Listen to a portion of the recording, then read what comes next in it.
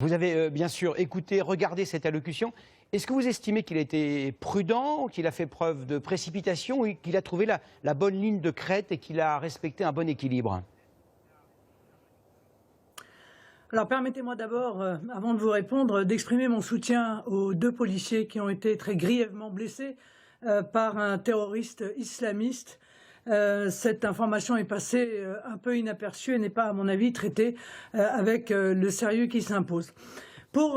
Concernant le discours du Premier ministre, je vais vous dire, objectivement, je n'ai pas confiance dans le gouvernement dans le cadre de cette crise sanitaire pour une raison très simple, c'est que toute une série de mensonges ont été proférés tout au long de cette crise sur les masques, sur les tests et encore, lors de son discours, le Premier ministre a cru pouvoir citer l'OMS en indiquant que l'OMS aurait changé de doctrine alors que depuis le début de cette crise, l'OMS réclame trois choses très claires, tester, isoler et soigner.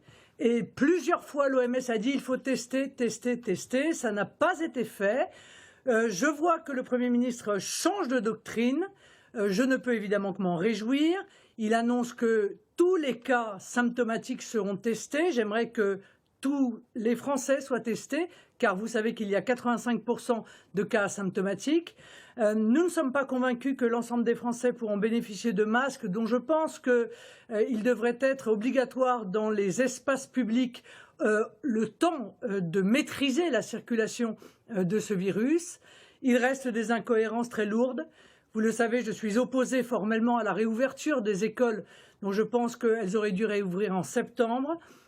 Je vous indique d'ailleurs que la Société pédiatrique de Grande-Bretagne vient de lancer une alerte sur des cas graves, des formes graves de Covid qui touchent des enfants de tous âges.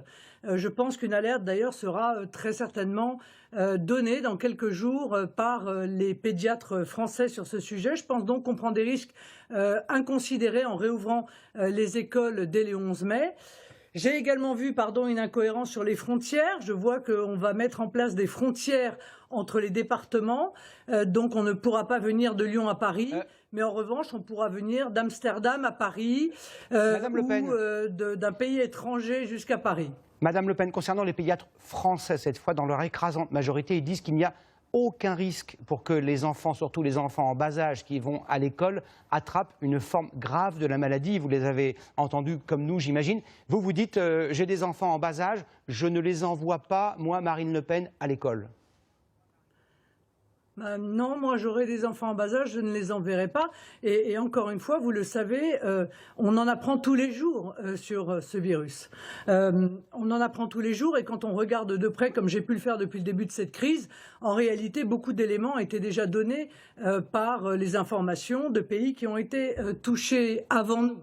Notamment l'existence de séquelles neurologiques dont personne ne parlait au début de la crise sanitaire, de séquelles cardiaques, de séquelles rénales. Là, je vous dis qu'une alerte vient d'être lancée en Grande-Bretagne sur des cas graves nécessitant des soins intensifs et qui touchent les enfants. Voilà ce que je dis. Donc je pense qu'on aurait très bien pu, pour un mois d'école, objectivement, repousser la rentrée en septembre, comme l'a décidé l'Italie. Ce serait une décision, à mon sens, sage. Maintenant, le gouvernement a donné toute une série de consignes.